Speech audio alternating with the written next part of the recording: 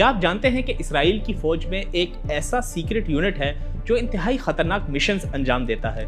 इस यूनिट में इसराइल के सबसे ज़हीन लेकिन इंतहाई कम उम्र लड़के लड़कियों को भर्ती किया जाता है। इनके पास कोई डिग्री भी नहीं होती, लेकिन ये ऐसे ऐसे ऑपरेशन करते हैं जो दुनिया को हिलाकर रख देते हैं। और दिलचस्प बात यह है कि इसराइल इन्हें खुलकर ऑन भी नहीं करता और ना ही इनके ऑपरेशंस कभी अवामी सतह पर तस्लीम किए जाते हैं। आज हम आपको इसी यूनिट के बारे में बताएंगे, जिसको साइबर शैडो आर्मी कहा जाता है। जैसे जैसे टेक्नोलॉजी एडवांस हो रही है, इसी रफ्तार से जंगों के तरीके भी बदल रहे हैं। जंगें जो पहले तलवारों, बंदूकों और फिर टैंकों से लड़ी जाती थी, इनकी जगह अब AI ले रही है।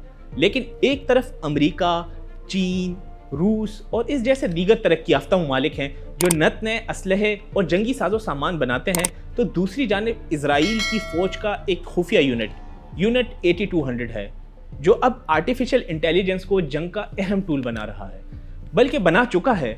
टारगेट्स को आइडेंटिफाई करने से लेकर बड़े पैमाने पर सर्वेलेंस तक यूनिट 8200 की टेक्नोलॉजी जंग के मैदान को बदल रही है। लेकिन इसके साथ साथ कुछ संगीन सवालात भी जन्म ले रहे हैं। अब यहाँ ये जानना जरूरी है कि यूनिट 8200 है क्या। तसव्वुर करें एक ऐसा खुफिया फौजी यूनिट जिसकी ताकत सुपर पावर अमेरिका की नेशनल सिक्योरिटी एजेंसी के बराबर हो, लेकिन इसका दायरा कार मिडिल ईस्ट के सेंटर में हो, यानी कि वो मशरिक़ वुस्ता से ऑपरेट कर रहा है। ये है यूनिट 82, इसराइली फौज का एक एलीट सिग्नल इंटेलिजेंस यूनिट। इस यूनिट के क़याम के बारे में जानने के लिए हमें माजी में जाना होगा, जब एक सदी कबल 1930 की दहाई में इस यूनिट के बीज बोए गए थे। अक्सर लोग इसराइल की खुफिया एजेंसियों मोसाद और शिन बेत के नामों से तो वाकिफ ही हैं। इसी तरह जब इस यूनिट का क़याम हुआ था तो इसे शिन मिम 2 कहा जाता था। बाज़ लोग आज भी इसे शिन मिम ही कहते हैं, लेकिन शिन मिम 1948 में इसराइल के क़याम के बाद यूनिट 515 में तब्दील हो गया था। 100 साल पहले जब ये यूनिट बना तो उस वक्त इसका काम कहा जा सकता है कि आसान था। ये इर्द गिर्द के अरब ममालिक में टेलीफोन कॉल्स की निगरानी करता था, लेकिन आज टेक्नोलॉजी के इस्तेमाल से दुनिया भर में मुख्तलिफ मामलात की निगरानी इसी यूनिट के पास है। इस यूनिट के बारे में कहा जाता है कि इसमें टेक्नोलॉजी, कोडिंग, डिजिटल टूल्स और हैकिंग के माहिर 5000 इसराइली नौजवान काम करते हैं, जो दुनिया भर में होने वाली कम्युनिकेशन को मॉनिटर करते हैं। ये नौजवान खुफिया या कोड इंफॉर्मेशन को हैक करते हैं और AI से चलने वाले टूल्स बनाते हैं ताकि तमाम मामलात इजरायली हुक्काम के पास मौजूद हों। यूनिट 82 ने इसराइल के लिए कई बड़े कारनामे अंजाम दिए हैं। इनके बारे में कहा जाता है कि ये बहुत ही सनसनीखेज कहानियों का हामिल यूनिट है। इसराइल के क़याम के वक्त इस यूनिट ने मिस्र की फौज के साइफर को डिकोड किया था।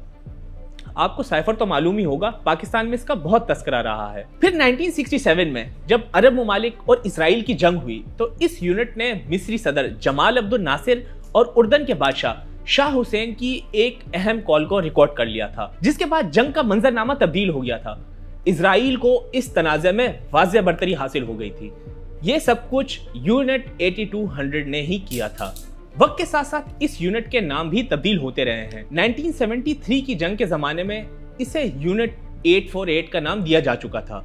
ये यूनिट मिस्र के जंगी इरादों के बारे में अहम मालूमात हासिल करने में इंतहाई नाकाम रहा था, क्योंकि इसने उन आलात को बर वक्त इस्तेमाल ही नहीं किया था जो मिस्र में खुफिया तौर पर नस्ब किए गए थे। इस नाकामी ने यूनिट को हिलाकर रख दिया था।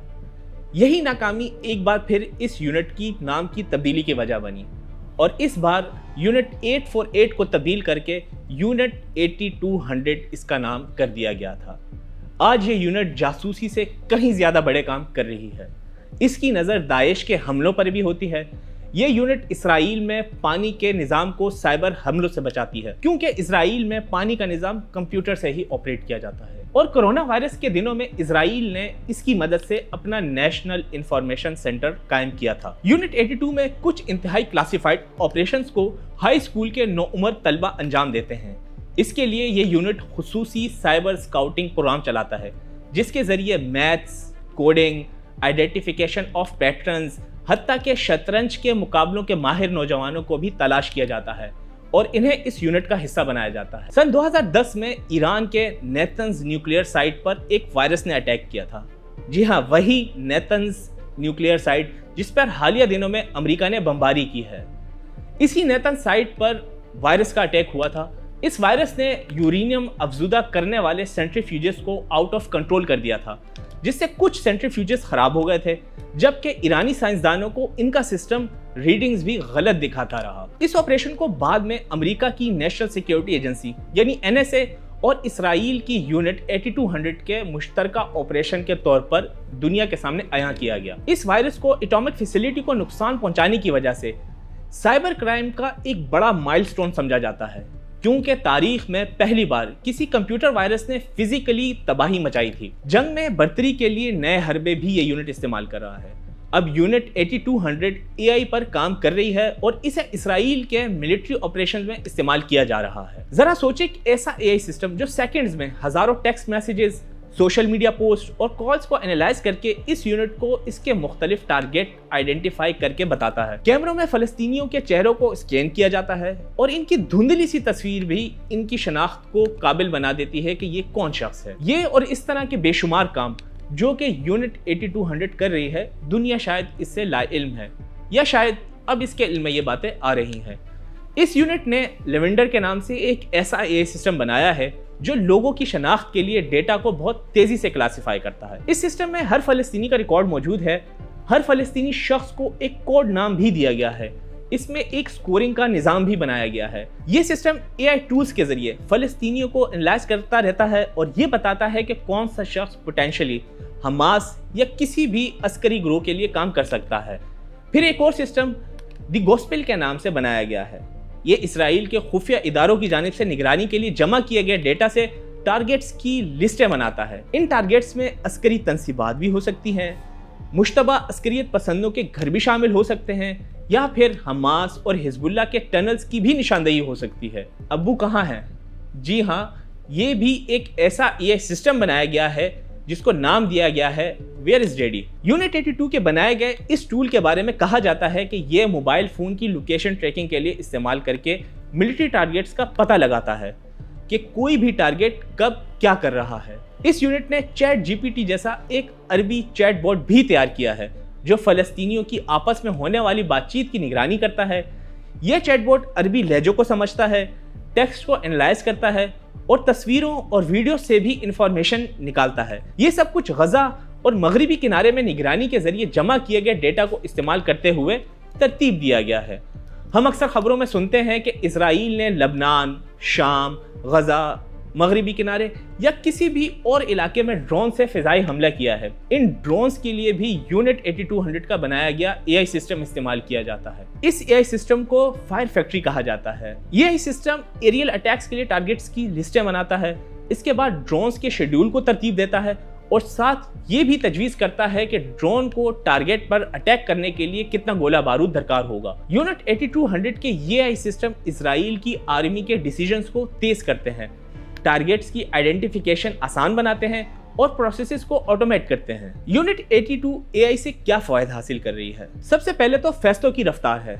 तसव्वुर करें एक आर्मी कमांडर को सेकेंडों में फैसला करना है कि किसी हदफ पर हमला किया जाए या नहीं। ये AI सिस्टम इसके लिए बहुत सी चीज़ें एनालाइज करके बहुत से तेज़ फैसले लेने की सलाहियत उसको दे देते हैं। इसराइली अफसरान कहते हैं कि इन AI टूल्स ने इनके काम को बहुत तेज़ कर दिया। पहले जो टारगेट्स वो एक साल में अचीव करते थे, अब चंद महीनों में वो ये सब कुछ कर रहे हैं। इसी तरह ये इन्वेस्टिगेटिव रिसर्च और एनालिसिस को बहुत तेज करते हैं। हजारों कॉल्स और पैगामात की छानबीन करके इजरायली फौज के लिए इन लोगों को शनाख्त किया जाता है जो मुमकिन तौर पर खतरा बन सकते हैं। लेकिन इजरायली फौज के यूनिट 8200 की AI टेक्नोलॉजीज जितनी ताकतवर हैं इतनी ही कंट्रोवर्शियल भी हैं। इस पर बहुत से एतराज भी उठते हैं। सबसे बड़ा खदशा तो आम शहरियों यानी फलस्तीनियों की अमवात हैं और इसके बाद लोगों की प्राइवेसी है। जैसे अप्रैल 2025 में इजरायली फौज ने हमास के रहनुमा इब्राहिम बियारी को निशाना बनाया था। यूनिट 8200 ने इन्हें गजा में लोकेट करने के लिए AI का इस्तेमाल किया था और फिर इन पर एरियल अटैक किया गया। लेकिन इस हमले में सिर्फ एक हमास कमांडर की ही मौत नहीं हुई थी, बल्कि 125 से ज्यादा आम फलस्तीनी भी मारे गए थे। यूनिट 8200 के बनाए गए सिस्टम लेवेंडर के बारे में कहा जाता है कि इसमें 10% गलती की शरह मौजूद है। इसकी आइडेंटिफिकेशन बाज़ औक़ात गलत शनाख्त का बाइस भी बनती है। अब अगर प्राइवेसी की बात की जाए तो यूनिट 8200 के अरबी चैटबॉट को लाखों फलस्तीनियों की प्राइवेट गुफ्तगू पर ट्रेन किया गया है। ये इन लोगों की जाती मालूमात को हथियार के तौर पर इस्तेमाल करता है। अमेरिका में कायम इंसानी हुकूक की बैनुल-अक़वामी तंजीम ह्यूमन राइट्स वॉच ने इसे इंसानी हुकूक की संगीन खिलाफ वर्जी भी करार दिया है। अब बात कर लेते हैं इस पर कि इसराइल इस यूनिट के कामों को छुपाता क्यों है। जब आप अपने दुश्मन की जासूसी कर रहे होते हैं, हमास, हिजबुल्लाह, ईरानी फौजी जर्नल्स या शाम के केमिकल वेपन्स के हथियारों की लेबॉर्ट्री की इनक्रिप्टेड कम्युनिकेशन की मॉनिटरिंग कर रहे होते हैं, तो आप सिर्फ एक ईमेल या पैगामात ही नहीं पढ़ रहे होते, आप एक बारीक सी रस्सी पर चल रहे होते हैं जहां आपकी आइडेंटिफिकेशन होने का मतलब जंग हो सकता है। दुनिया भर के ममालिक के आर्मीज के बरक्स इसराइल अपने फौजियों की उम्र 20 या 25 साल होने का इंतजार नहीं करता, बल्कि इन्हें इससे पहले ही बड़ी जिम्मेदारियां दे दी जाती हैं। यूनिट 8200 के एहलकारों को ना सिर्फ साइबर स्ट्रेटेजी में बल्कि मुकम्मल गुमनामी में रहने की भी तरबियत दी जाती है। वो कभी अपने काम पर बात नहीं करते, इन्हें अपने वालिदैन के साथ भी नहीं बल्कि अपनी बीवियों के साथ भी शेयर नहीं किया जाता। इसके बावजूद इनके लिए खतरात मौजूद रहते हैं। ये रिपोर्ट्स मंजर आम पर आती रही हैं कि ईरान के हिमायत याफ्ता साइबर यूनिट्स ने मुबैना तौर पर यूनिट 8200 के एहलकारों को ऑनलाइन शनाख्त करने के लिए कोशिशें शुरू की थी। सोशल मीडिया के जरिए चेहरों को मिलाना, रिश्तेदारों को ट्रैक करना, इन्हें बातचीत में फंसाने के लिए जाली प्रोफाइल्स बनाना, ये सब कुछ किया जाता रहा है और शायद अब भी हो रहा हो। यानी यूनिट 8200 के किसी एक एहलकार का एक गलत क्लिक इसके पूरे खानदान हत्ता के यूनिट के लिए खतरा बन सकता है। अब यहाँ एक और दिलचस्प बात भी सुन लें। यूनिट 8200 से फारिग होने वाले अक्सर एहलकार टेक एंटरप्रेन्योर बन जाते हैं। इजराइल की साइबर सिक्योरिटी इंडस्ट्री यूनिट 8200 के तजुर्बाकार एहलकार ही खड़े कर रहे हैं। हम सब ने मोबाइल फोन्स में जासूसी के लिए इस्तेमाल होने वाली एप्लीकेशन पेगासस का नाम सुना ही है। पाकिस्तान में मीडिया में भी इस एप्लीकेशन का चर्चा होता रहा है। ये एप्लीकेशन भी यूनिट 8200 के साबिक जासूसों ने ही तैयार की थी, जिसको कई ममालिक को बाकायदा फरोख्त किया गया। ये साबिक जासूस अब दुनिया की 500 बड़ी टेक कंपनियों के लिए कमर्शियल फायरवॉल्स डिजाइन कर रहे हैं। तो ये तो थी इसराइल की यूनिट 8200 की कहानी। अब आप बताइए, आप एआई के बारे में क्या सोचते हैं? क्या एआई दुनिया को महफूज बना रही है या ये हमें एक खतरनाक मुस्तकबिल की तरफ ले जा रही है? कमेंट्स में अपने ख्यालात का इज़हार जरूर करें। अगर आप इस तरह की मजीद वीडियोस देखना चाहते हैं तो हमारे चैनल ए डिजिटल को सब्सक्राइब करें और बेल आइकन जरूर दबाएं ताकि हमारी अगली वीडियो आपको फौरी मिल सके।